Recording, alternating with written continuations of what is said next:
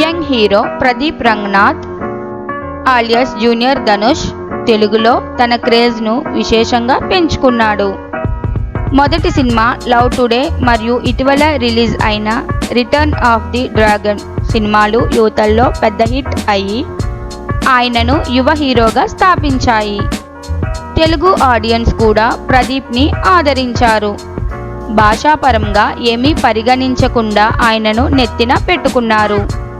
ప్రదీప్ రంగనాథ్తో ప్రస్తుతం అగ్ర నిర్మాణ సంస్థ మైత్రి మూవీ మేకర్స్ ఓ సినిమాను నిర్మిస్తున్నాయి. ఈ చిత్రాన్ని కీర్తి శర్వన్ డైరెక్ట్ చేస్తున్నాడు.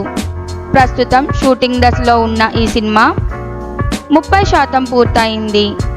ఇందులో ప్రదీప్ జంటగా 3 భామలు నటిస్తున్నాయి.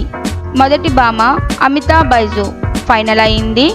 మిగిలిన 2 భామలుగా అను ఇమాన్యుయల్ మరియు ఐశ్వర్య శర్మ ఎంపికైనట్లు తెలుస్తోంది.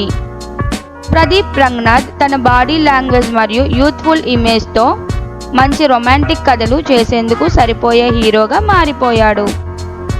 కొత్త తరహా కంటెంట్తో తక్కువ బడ్జెట్లో ఎక్కువ లాభాలు సాధించే సినిమాలు రూపొందించేందుకు ఆలోచనలు జరుగుతున్నాయి. లవ్ టుడే మరియు డ్రాగన్ వంటి సినిమాలు పెద్ద విజయాలు సాధించిన నేపథ్యంలో మైత్రి నిర్మాతలు కూడా ఈ ప్రాజెక్టుపై నమ్మకంగా ఉన్నారు.